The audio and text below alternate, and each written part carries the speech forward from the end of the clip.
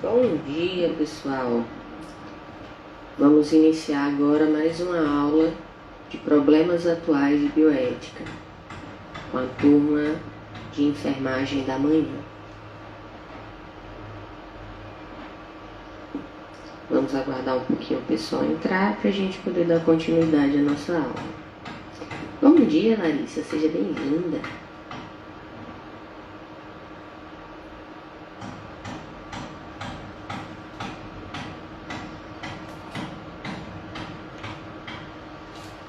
Bom, diante de tudo, que estamos tendo no momento em relação a essa pandemia, é imprescindível, gente, que vocês continuem, respeitando o isolamento e ficando em casa na medida do possível. As próximas semanas vão ser cruciais em relação à dispersão do vírus.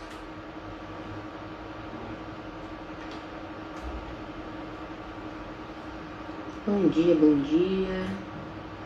Rafaela, Renata é egressa.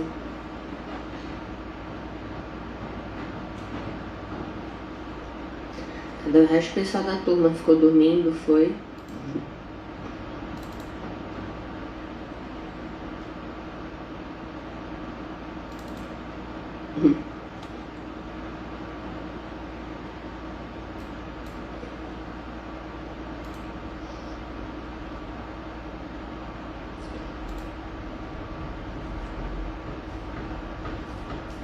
Então, gente,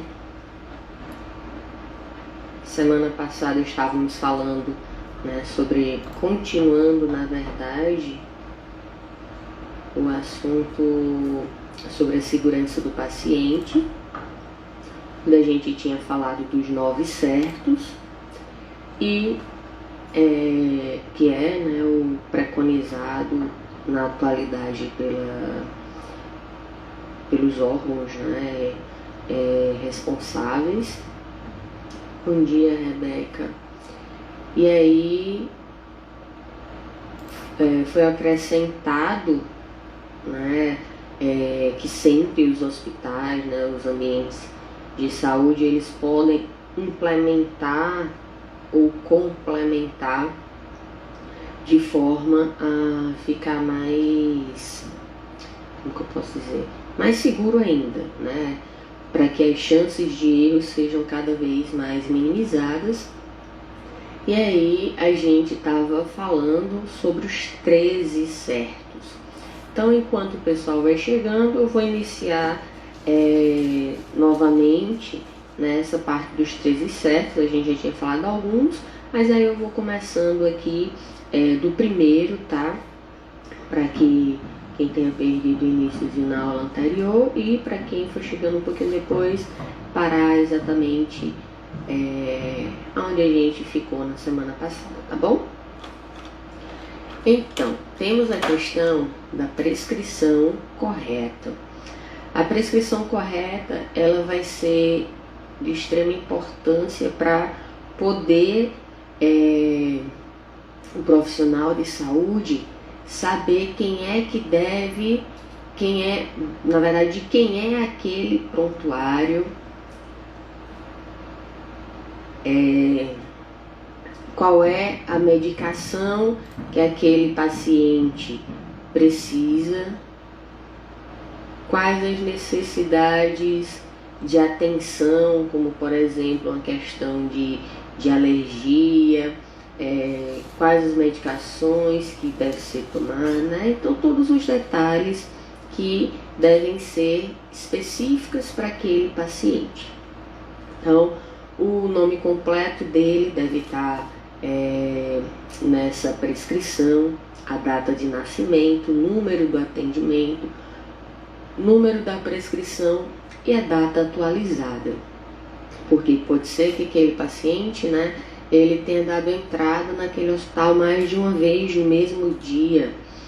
Eu mesmo já passei por isso com um conhecido que estava no hospital, deu uma melhorada, voltou para casa e algumas horas depois teve que retornar ao hospital. Então, a data e horário atualizados para que não haja erros ali na prescrição. Bom dia, Luciana. Bom dia, Hélida. Quem for da turma, por favor, vá colocando o nome. Eu já coloquei o de Hélida, de Larissa, de Rafaela e de Rebeca. O paciente certo, né? A gente está aqui no item 2, tá? O paciente certo. Então, dentro daquelas especificações que a gente tinha falado na semana passada, o paciente certo vai ser extremamente importante justamente para evitar possíveis trocas, né, entre prescrições de paciente. Bom dia, Larissa Loren, bom dia, Natália, sejam bem-vindas. Aluna egressa de enfermagem, seja bem-vinda também. Então, no paciente certo, conferir a pulseira de identificação do paciente com nome completo e data de nascimento.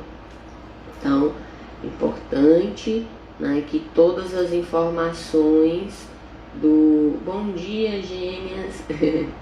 Eduardo e Luísa, sejam bem-vindas. Então, é importante que vocês estejam, né, cientes ali de qual é o paciente que deveria estar naquele leito, que deveria receber aquela medicação. E aí a pulseirinha de identificação vão ter as informações do paciente para não correr o risco de você trocar a prescrição.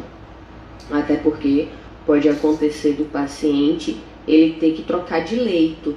E aí um outro paciente foi colocado ali e você não foi informado. E você vai naquela questão que a gente falou no excesso de confiança, pensando, né, que deveria estar paciente X, mas na verdade é Y. Então você pode estar fazendo a administração de medicamento no paciente errado. Aí a gente vem para o item 3, o medicamento certo. Então, o medicamento certo, vocês precisam verificar atentamente qual medicamento está prescrito e se o paciente não possui algum tipo de alergia ao composto. Lógico que quando a gente fala isso, significa aquelas alergias que são conhecidas, né? Não tem como o paciente dizer que ele tem ou não a alergia se ele mesmo não tem conhecimento, tá? Então, é importante que se faça, né, a pergunta ao paciente no momento da triagem de que se ele tem a ciência de que ele tem alguma alergia, tá?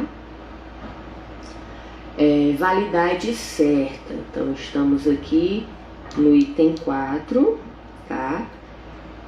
É importantíssimo verificar se aquela medicação que deve ser administrada, ela está dentro da validade. Então, algumas medicações, como a gente pôde visualizar nos vídeos, né, das aulas anteriores, elas apresentam... Bom dia, Ana Paula. Elas apresentam, muitas vezes, na verdade, elas não apresentam as embalagens, né? As embalagens são descartadas, eles não têm a atenção de colocar uma etiqueta com a data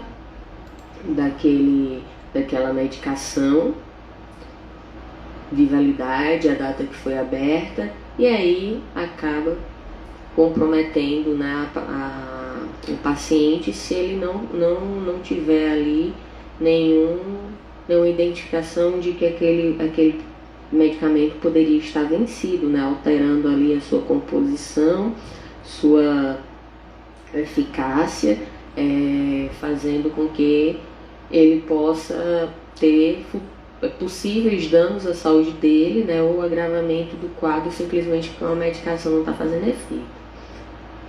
Bom dia, Vinícius, Marcela, Ana Paula, que chegaram depois. Renata está falando que aula top, prof top.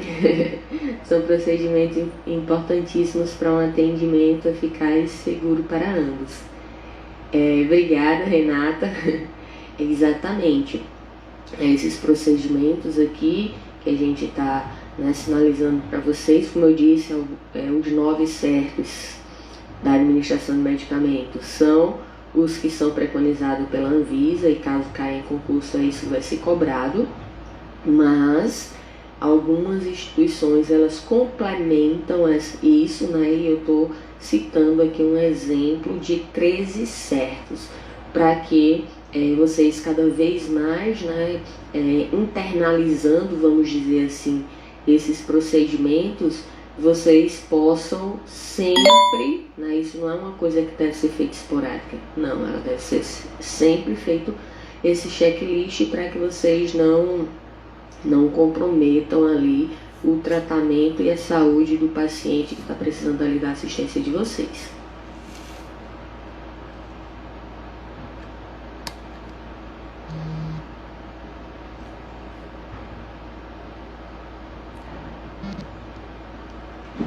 Baixei aqui o volume do celular que estava chegando mensagem, estava atrapalhando. Então, a validade certa, né, etiquetar corretamente, guardar, armazenar no local correto para que não haja troca de medicações, né, diminua, na verdade, as chances de acontecer um erro, né, devido a uma falha humana. Larissa Laura está falando, no caso, os 9 certos, os 9 são padrão, porém a instituição pode adicionar mais.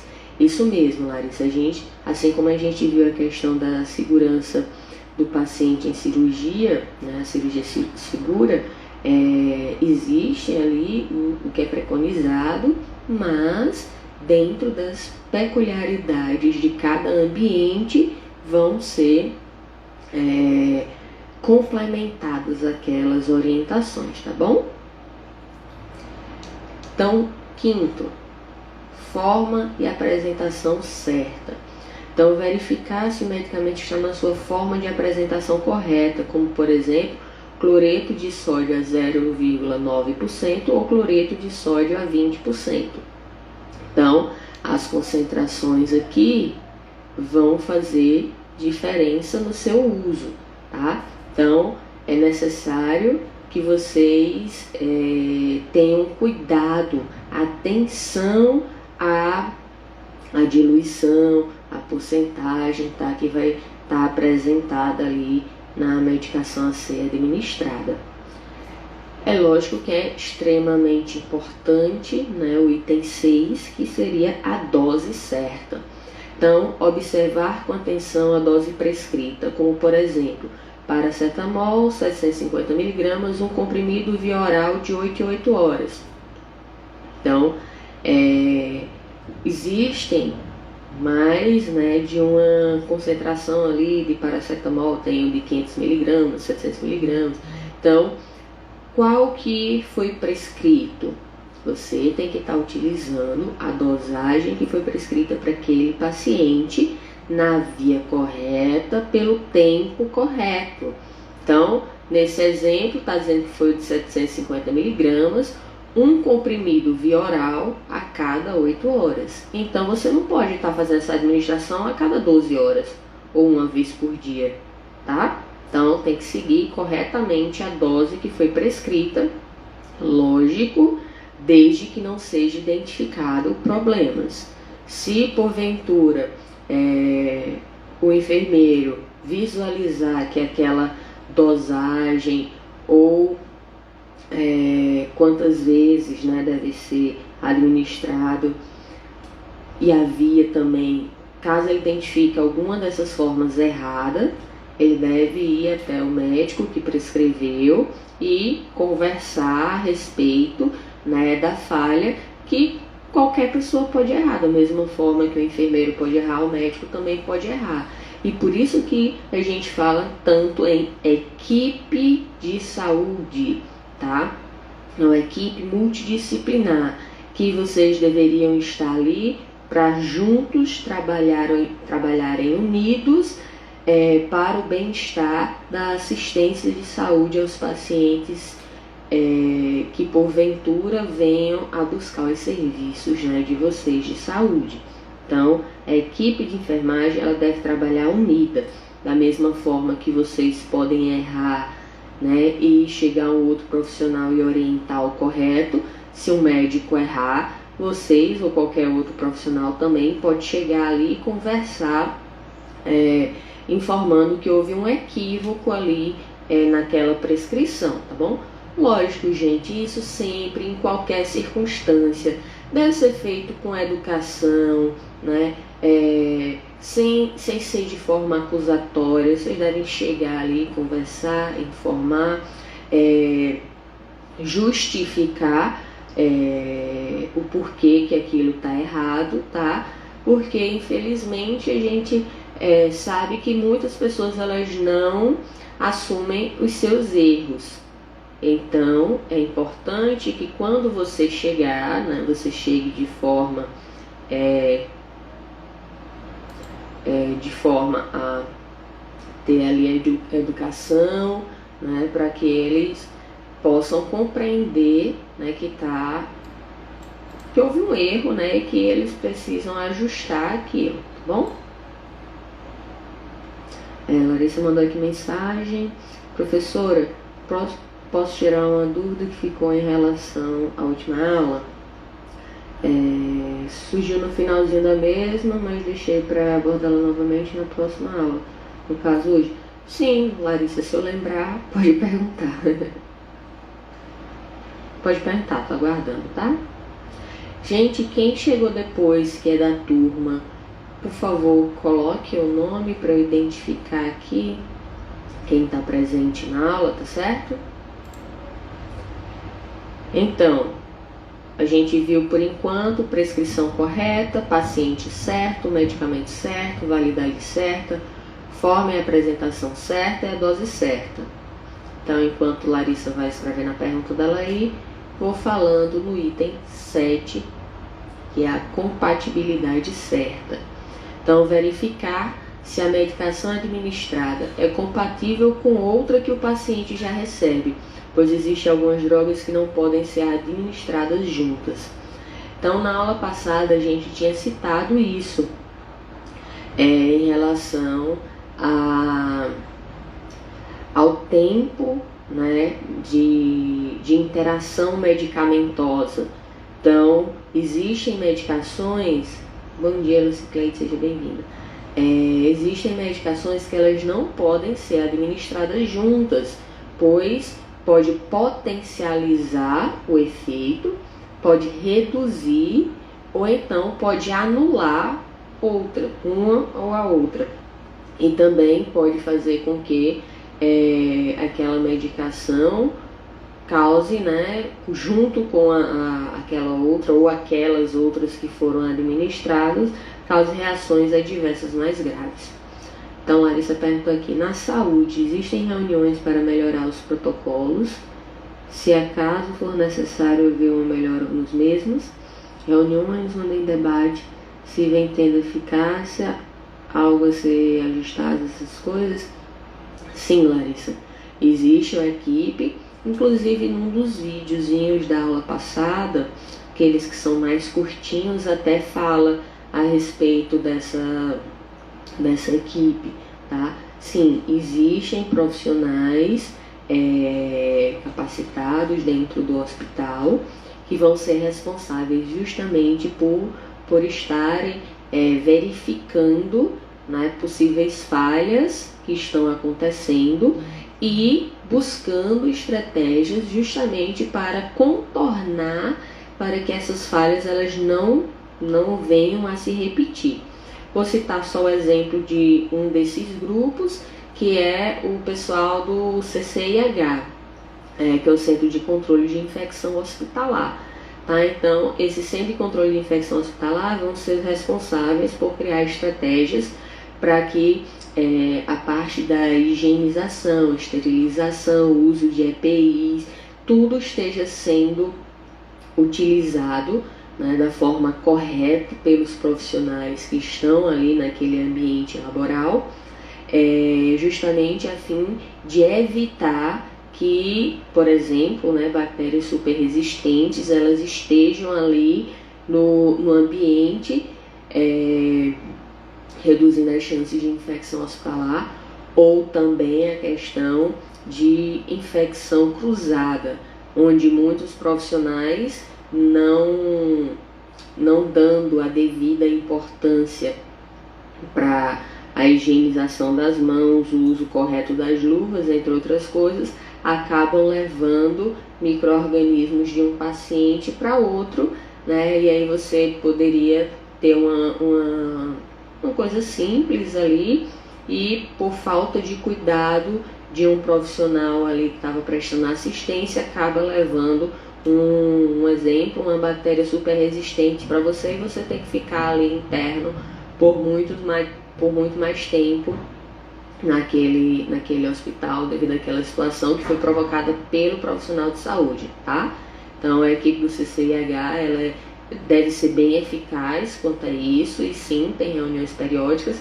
O tempo de reunião, como que acontece aí, né, isso vai depender do ambiente, tá, de cada instituição, de acordo com a necessidade, né, de estar avaliando justamente os protocolos que precisam ser ser feitos corretos, né, aplicados, e estratégias para que isso seja feito também da melhor forma possível, o mais rápido também, sem comprometer a eficiência da assistência.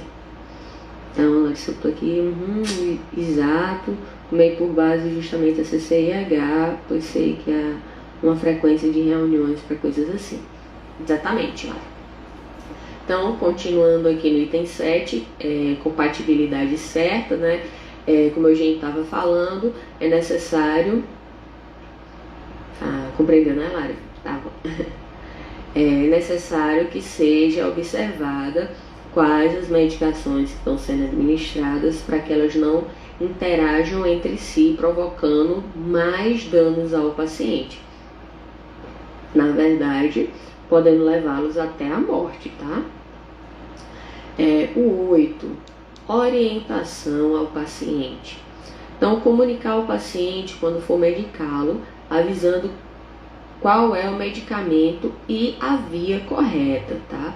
Pois é um direito dele saber o que está recebendo.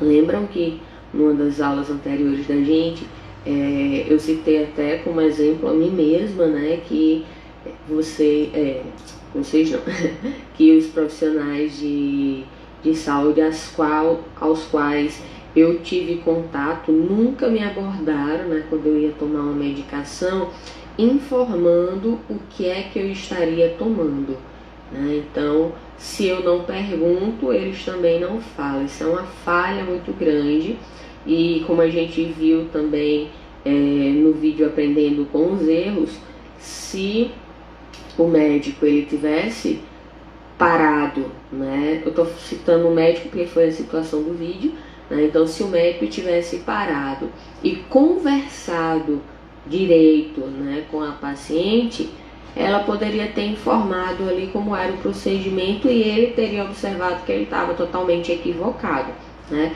E aí ele administrou uma medicação pela via errada, que aquela medicação por aquela via, né, ou iria causar, deixar a paciente paraplégica, ou então iria matá-la.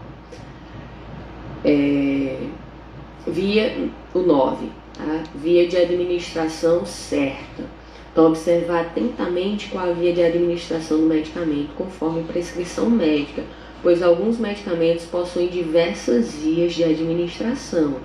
E aí, identificar qual é a via a qual foi prescrita para aquele paciente. Então, não vão no excesso de confiança. Eu já sei.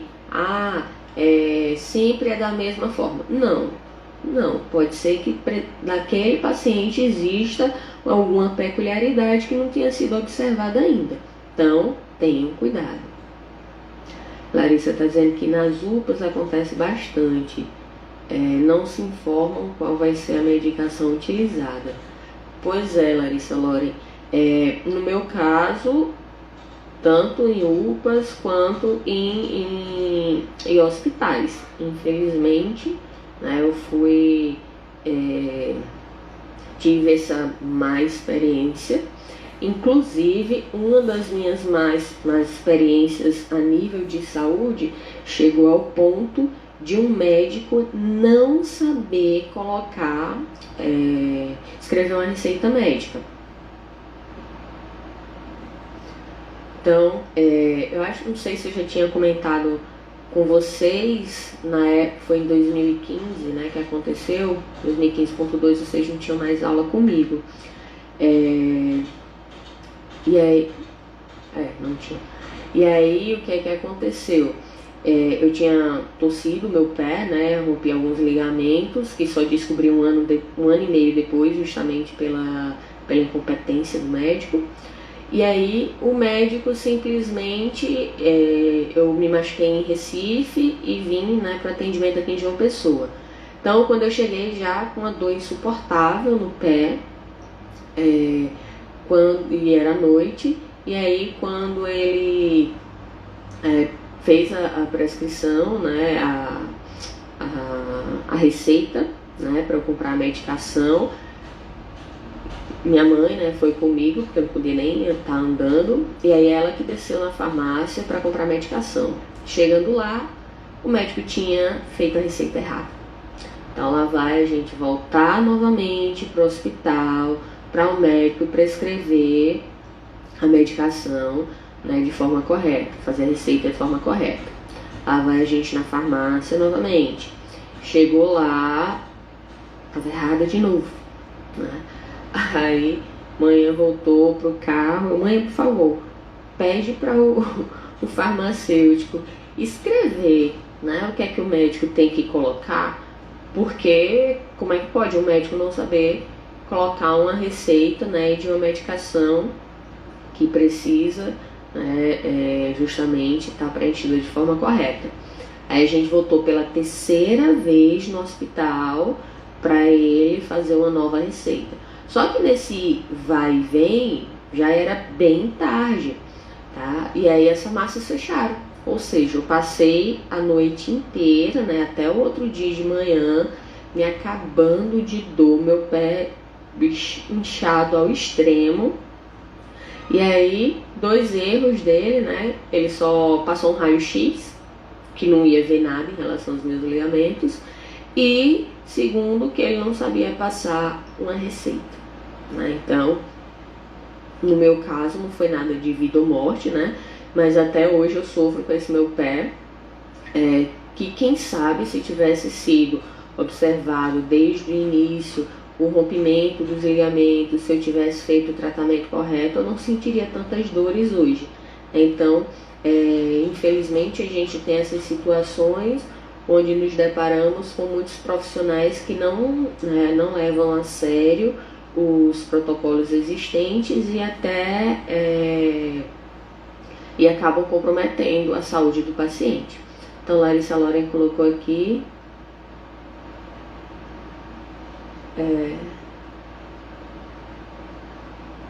para ele carimbar, né, porque o farmacêutico praticamente que prescreveu, justamente foi o farmacêutico que me ajudou.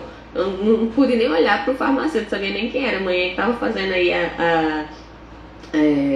a conversa, né, intermediando a conversa, porque eu não estava aguentando mexer o pé. E o médico, né, totalmente incapaz. Então, Larissa está dizendo aqui, até atuando deve-se prestar atenção. Pois às vezes as prescrições podem vir com o local de administração errado. Se não ficamos atentos, a coisa piora. Ministrando algo na via errada, já ouvi relatos. Então, tudo por incompetência médica às vezes. Pois Larissa. Bom dia, Dinaldo. Bom dia, Flávia. Flávia é egressa de enfermagem. Seja bem-vinda à aula de problemas atuais em bioética. A gente está falando sobre segurança do paciente, tá? Então, Larissa, como a gente estava relatando aqui, né, essa questão de que é necessário que vocês realmente observem, né, essa questão da prescrição, tá? Porque os médicos também podem errar e fazer de forma,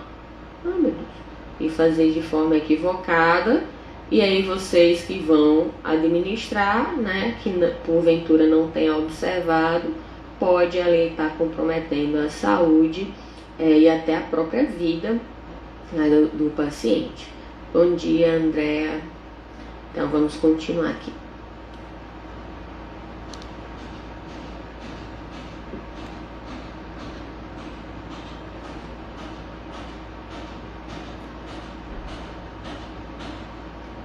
Gente, eu não sei se tá saindo para vocês barulho de construção, tá? De martelo. É porque aqui, vizinho aqui de casa tem 2 construções. Então, se vocês estiverem escutando, só porque eu falei eles pararam. Então, se vocês estiverem escutando barulho aí, tá? Peço desculpas, mas infelizmente não tem muito o que fazer aqui para isolar o barulho da construção. Sim, horário certo. Vamos agora para o item 10. Tá?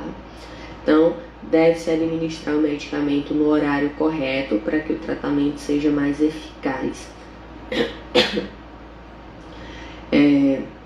Aí a gente vem, né, em relação, trazendo para o item 7, observar a compatibilidade, né, observar as medicações, observar a via e observar o horário para que não ocorra a questão da interação medicamentosa potencializando ou anulando o efeito de uma das medicações, por exemplo.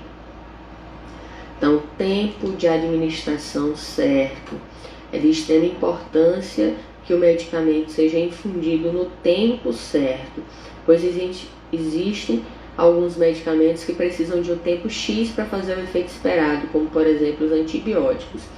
Então não adianta, vamos supor, um antibiótico, ele ser prescrito para a pessoa tomar durante 7 dias, e aí você pega, só administra para aquele paciente por 2 dias.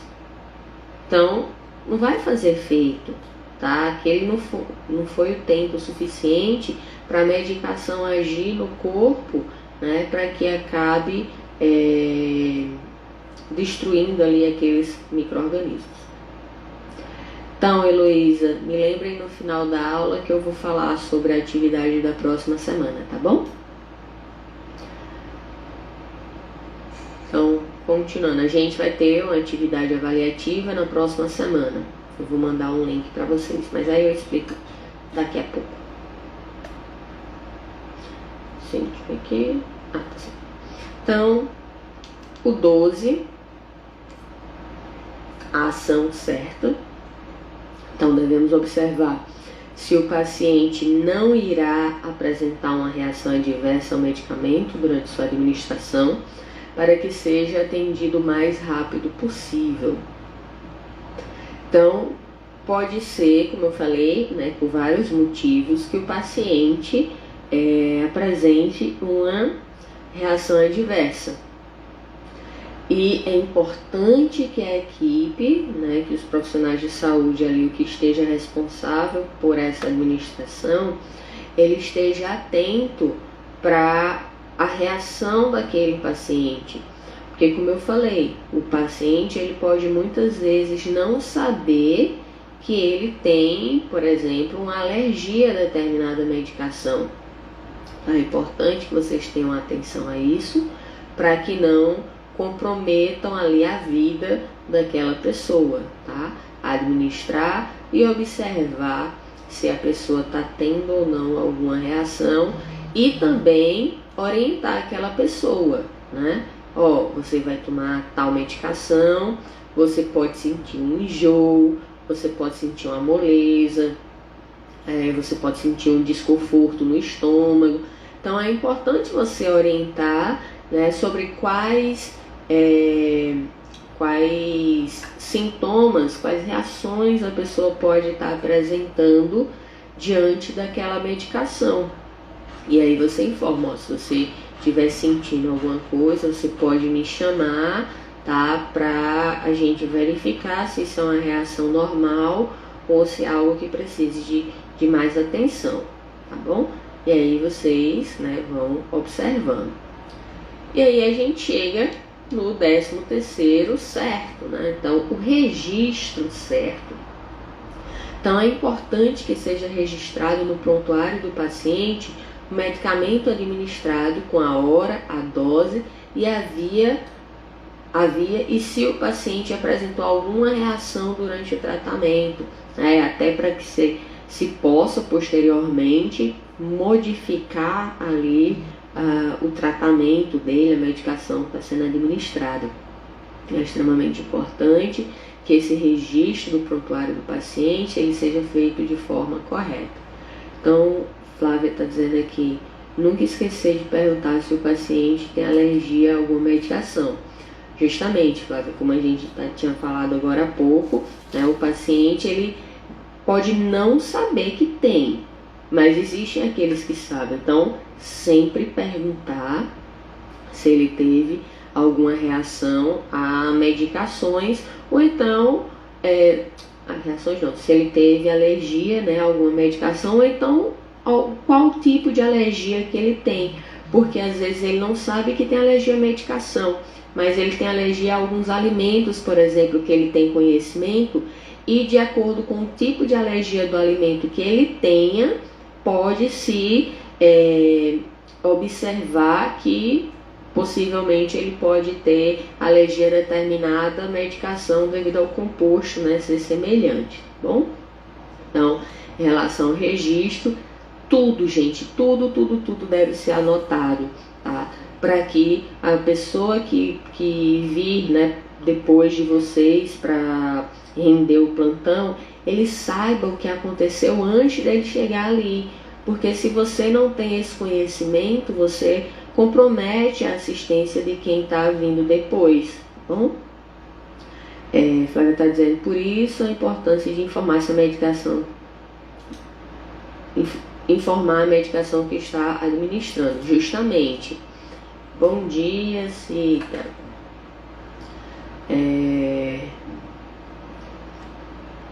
Gente, quem chegou depois, por favor, vá colocando o nome de vocês, tá bom? Para eu poder organizar aqui.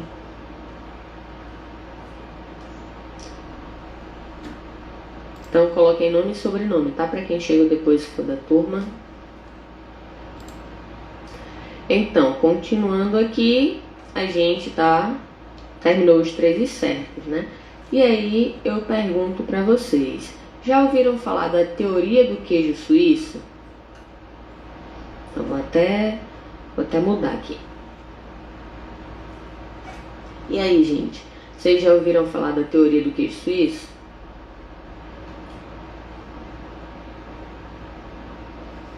Então, André, ok. Marcelo, ok. Hein, gente, vocês conhecem essa teoria?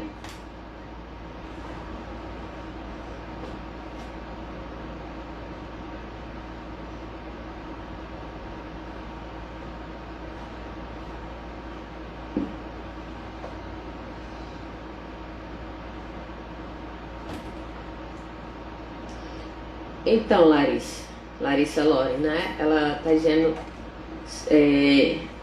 que já devido eu ter comentado, né, na aula passada, na aula anterior. A Andrea disse que não. Então a gente vai falar um pouquinho dessa teoria, tá? A teoria do queijo suíço, que remete justamente a essa questão dos erros na administração de medicamento, para que ocorra ou não, né, um acidente, uma falha, devido justamente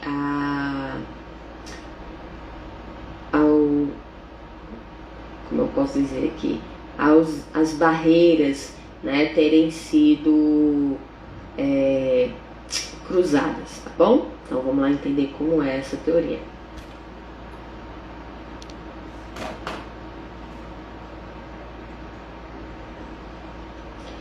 Então, nessa teoria, a gente vai fazer uma analogia, né, ao queijo suíço. Para que um erro aconteça, diversas barreiras precisam ser quebradas e os erros alinhados, ou seja, os buracos do queijo, como a gente está vendo nessa imagem aqui, vamos ver de forma, né, maior.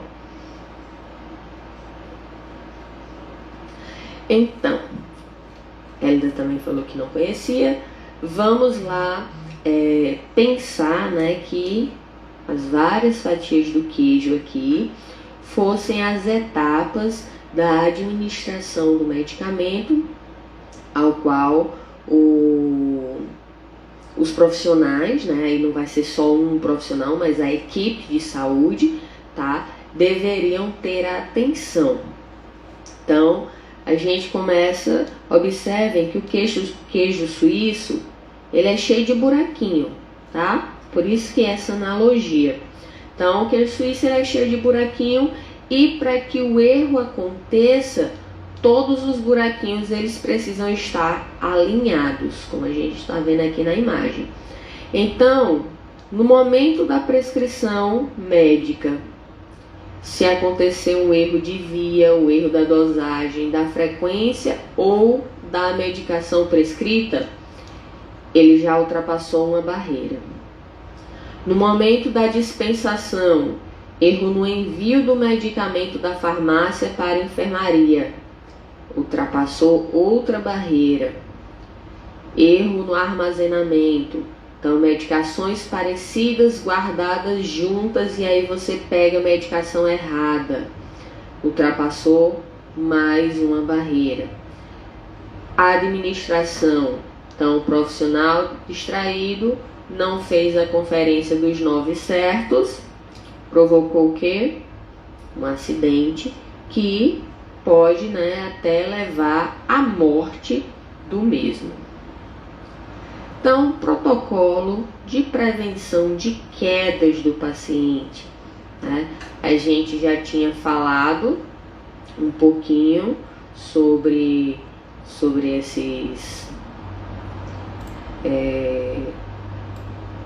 esse protocolo, né, na aula anterior, introdutória, vamos dizer assim, que a gente estava falando sobre desde o início da segurança do paciente.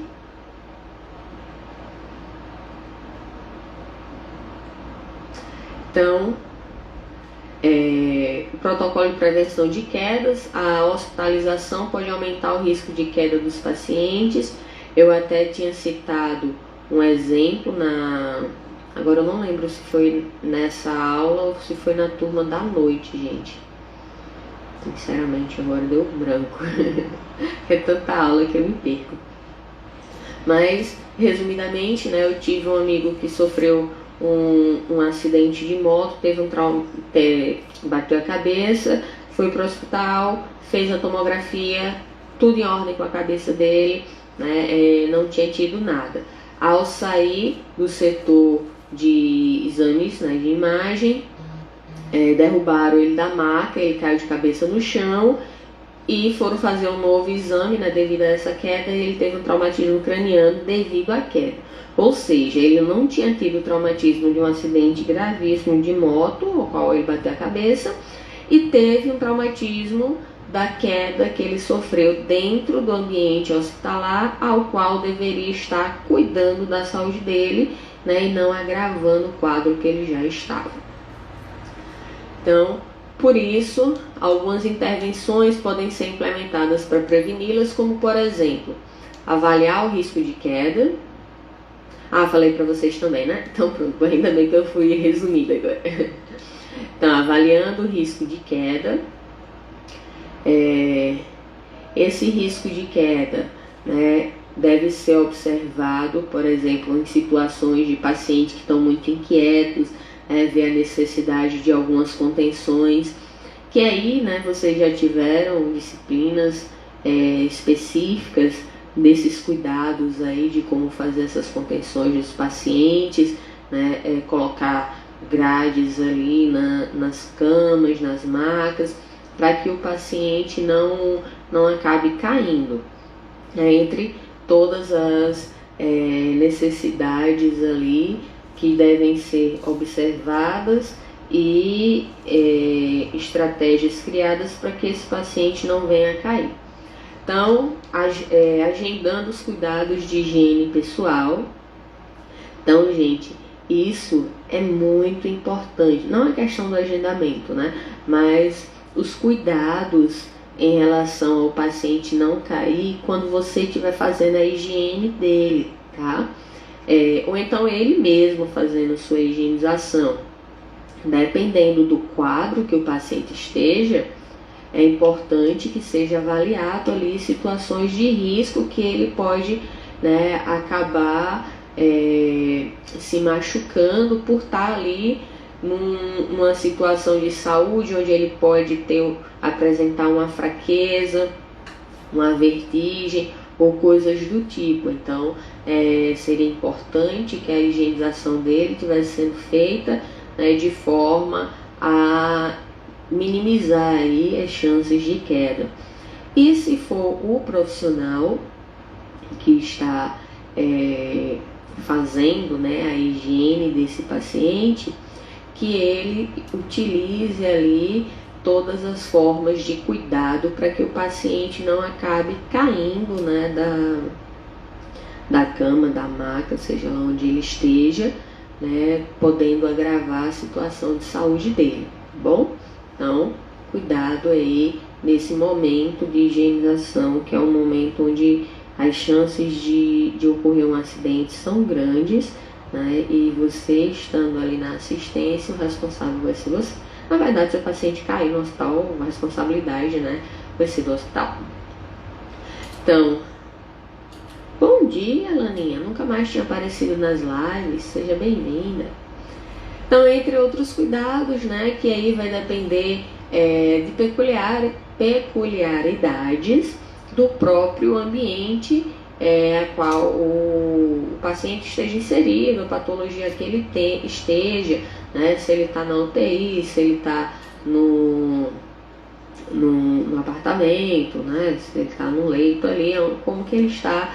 Então, isso vai influenciar nas medidas estratégicas a serem adotadas para cada vez mais diminuir as chances, né, de risco de um acidente, tá bom? Bom dia, Sara. Dando continuidade, então, a gente tem o protocolo de lesão por pressão, né? Lembrando que o termo lesão por pressão antes era conhecido como úlcera por pressão, né? Então, foi atualizado esse termo agora por lesão por pressão. Então, essa lesão por pressão, ela é uma grande precaução para os serviços de saúde, né, pois a sua ocorrência causa impacto tanto para o paciente e seus familiares, como para o serviço de saúde.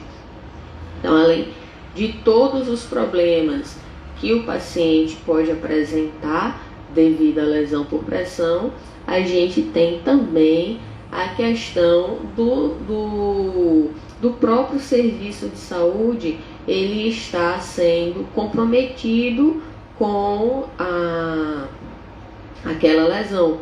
Por quê?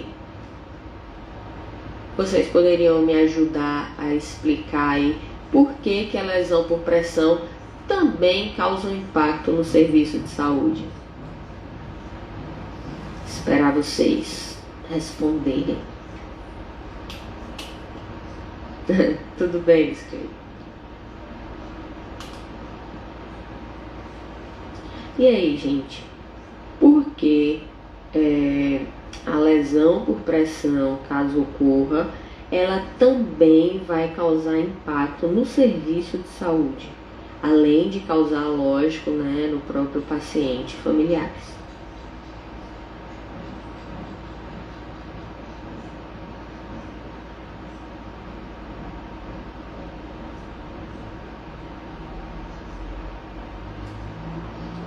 Então, Larissa está dizendo aqui, vai gerar mais custo, mais tempo de internação, procedimentos, medicamentos. André está dizendo, porque ia ficar mais tempo interno, tendo mais gastos. Então, tô gostando de ver, meninas, é isso aí mesmo. Então, nós temos, né, vou falar sobre a parte hospitalar, tá? E depois a gente foca na parte do paciente, tá bom? Então, no hospital, no momento que o paciente desenvolve uma lesão por pressão, como as meninas, né, Larissa e Andréa falaram aqui, o paciente aí vai precisar de mais cuidados. Com isso, dependendo, né, da gravidade da lesão que foi desenvolvida ali no ambiente de saúde, o paciente ele pode necessitar de ficar mais tempo internado, além de todas as questões relacionadas aos gastos do tratamento daquela lesão, tá? Então, todos vocês conhecem a professora Mona Lisa, né? A professora Mona, ela trabalha, né, com essa questão de cuidados com lesão por pressão, e eu já pude acompanhá-la em alguns atendimentos. E a Lucicleia está dizendo aqui, professora, porque pode gerar infecção. Infecção é custo. E custo. Tá. Então, eu acompanhei a professora Mona Lisa, né? E assim, tinham lesões. Gente, assim, fica até, de certa forma, é até inacreditável, né? Você vê, por exemplo, na região sacral do paciente, uma lesão tão grande que você poderia colocar um punho dentro da lesão, tá? E se não for cuidado, né, essa lesão vai só piorando. Então, os custos a nível hospitalar ali vão ser muito altos, e o tempo, bom dia, Cíntia, e o tempo de internação ele vai se prolongar. Então, para fechar, né, uma lesão como essa, é muito tempo, na verdade é meses, né, dependendo da situação de outras patologias, outras doenças de base ali que o paciente venha a ter. Isso pode comprometer muito a questão da cura, né, da cicatrização ali daquela lesão. Então, a nível hospitalar, né, a nível de serviço de saúde, vão ter os gastos, o tempo de internação, o tratamento que vai ser administrado, né, o tempo dos profissionais para poder estar fazendo ali a assistência dentro daquela situação. Então, Larissa Lorena está dizendo aqui que Mona já mostrou a eles um paciente dela, cadeirante, com uma lesão enorme na região sacral. Ela passou um bom tempo cuidando dele. Pois é, eu fiz alguns acompanhamentos com ela em loco, de alguns pacientes que ela atendia de forma residencial, e realmente tem punk cada situação ali que a gente vê, né? E alguns, né, a gente sabe que é devido a relapso mesmo da própria pessoa, né, ou dos cuidadores, né? Mas outros não, a gente viu que foi no ambiente hospitalar, né, que realmente poderia ter sido evitado se a assistência tivesse sido feita de forma correta. Então, meninas, antes da gente continuar com o impacto em relação ao paciente familiares, a gente já está em 55 minutos de aula, chegando a 55 minutos, lembrando que as lives elas só permitem 1 hora de gravação. Então eu vou parar aqui essa live, tá? A gente encerra ela agora e aí a gente volta logo em seguida, tá? Então alguém chegou agora, a gente está encerrando essa parte da aula e já vai reiniciar logo em seguida, tá? Dando continuidade aqui à lesão por pressão, tá bom? Porque senão não vai dar tempo eu explicar antes do encerramento da live, e aí ela vai acabar no meio da explicação. Então, para não ocorrer isso. Então, Vamos lá, até daqui a uns segundos.